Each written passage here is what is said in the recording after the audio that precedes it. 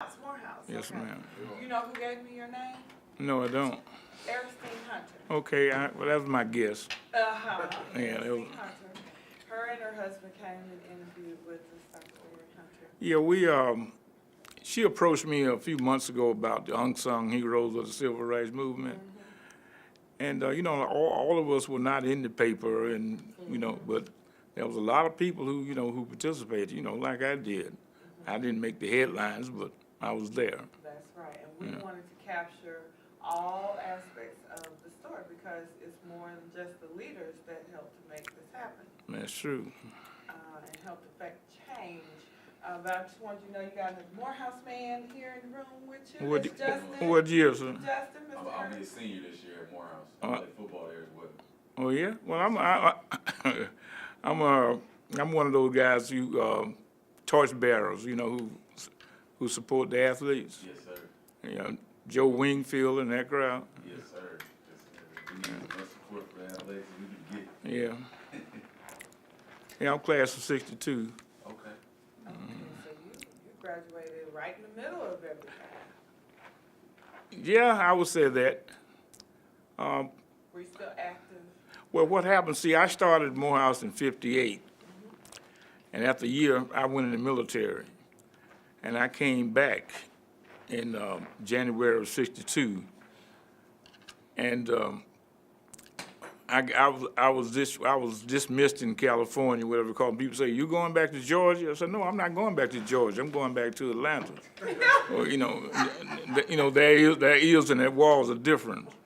Still is. Yeah. So I mean, I couldn't wait to get back into the action.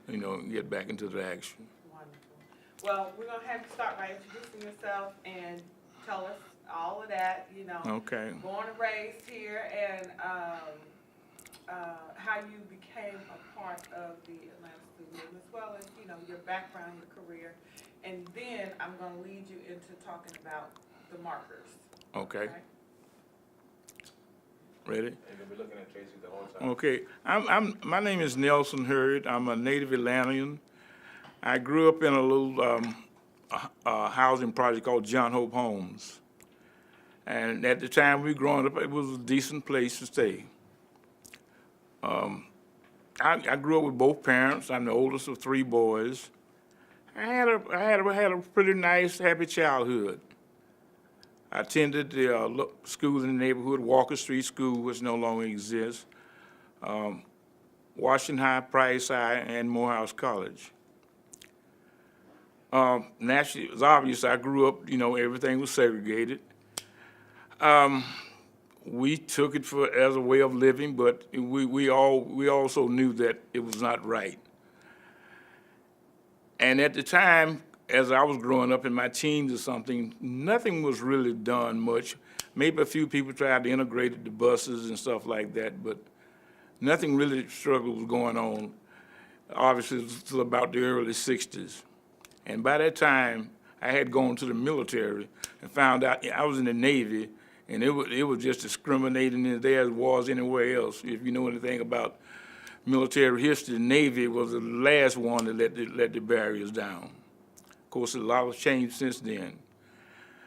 And from correspondence from my friends and relatives and people sending me newspapers and the media, I found there was a movement going on, and I could identify with it. Some of the people I was reading about, like Lonnie King and Ben Brown and Julian, I had met these people before I went in. And I was very anxious to get back into it when I got out. And almost in no time, although I didn't enroll back in school until September, I started participating right off almost as soon as I got off the bus in Atlanta. I headed straight for the campus because that's what I was comfortable with anyway before I left. And when I got out there, we met over the campus over by the quadrangle over there. We rallied, we sung songs, and by the time when I got out, they were marching on Riches, and the Atlanta Cabana Hotel was one they were trying to integrate, and I think that's the one that we were picketing when I first got out. Okay. Put in your glasses. Okay, all right, I got you. Okay, so that's where they were when you got Yeah. out. And even after we got through picking, we would come back. We would do we would sing a lot of songs, chant a lot of songs, get to know each other better and plan out strategy, for whatever we were going to do next. It was also, it wasn't all work. We also had a lot of fun too. After, the same ones that did the picket and the protest and something, we also had a lot of fun. There was a lot of social life in it too. And I got to know a lot of people, especially since I was just fresh back to the campus. Okay, one of the great, awesome things about this project, the markers, the historical markers will have a UPC code that you can scan with your phone or your tablet, and it'll take you to a website to tell you more about the site where you are. And so these interviews will be cut up, and the stories you tell will go on the appropriate marker webpage. Okay. So, with that in mind, do you want to tell us about SNCC and their impact on the student movement and the civil rights movement in general? Yes, there was SCLC and there was SNCC. Since I was a student, I mostly dealt with the SNCC, I was around with, Bond, and a lot of people think, our Congressman, John Lewis with SCLC. No, he was with SNCC. And, since I was involved with the students, that's mostly what I dealt with.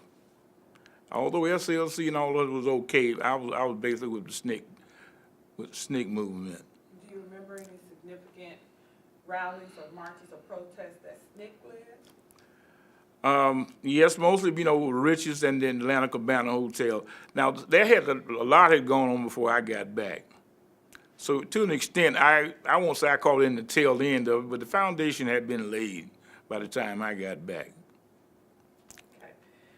One of the markers will also go here at City Hall in commemoration of integrating the lunch counter here and other city-owned public facilities like swimming pools and parks and playgrounds. So if you want to talk about desegregating, the students' efforts to desegregate municipal facilities. I remember vividly, I'm a swimmer, and I definitely remember when the pools opened. I think that was about 65, 66, something like that. And me and one of my swimming buddies, we decided to go to 3 pools that day. We went out to one out by Lakewood out there, and they actually, all the whites got out of the pool. And as we were going home, they actually got in the car and followed us all the way back to our house. They did. We had almost no trouble out at Piedmont Park. Piedmont Park was a huge park then, had a lake out there. And me and my buddy, we were out there swimming in the deep end, and they had boats out there accompanying us. South Bend was the one that we had the trouble with. We didn't have any trouble with any of the others. It went along rather smooth, but there were plenty of lawmen out there, though. And I think after the first year, things sort of cooled up a little bit. I'm also a tennis player. Had little or no trouble on the tennis court, except one guy want to walk his dog around the thing while we were playing. That was at Adair Park. I remember it vividly. Wow. Another marker will go at the Hilton, which used to be the Heart of Atlanta Motel. Do you remember the rallies at the Heart of Atlanta Motel in Pickwick's? The Pickwick I do, not the Hilton. That was Lester Maddox days with his axe handles. But surprisingly, some of those people who worked for, a lot of the blacks that worked for Lester Maddox thought he was a good employee. I think Lester Maddox was more mouth than action. If you remember, when he was governor, there was more integration went on than he did than before he got there. He made this big noise, but we made a lot of inroads while he was in office. But that won't go down. The only thing they would remember would be the axe handles and him and running us out of the door. Yes, okay, there were also a lot of, well, significant rallies at Hurt Park. Do you remember any of the? I never participated in that, but I do remember some, yes. All right. The downtown business district. There was a lot of protesting going on at Crystal's and Leb's and Tuttle House and Rich's. Leb's, I remember. Tell us about Yeah. your experience at Leb's Leb's. had a connection with the Atlanta Cabana Hotel. I think if I remember correctly, Charlie Leb. And I know some guys used to work for him. They went to Morehouse and they worked there at the place. And I think Leb was an immigrant.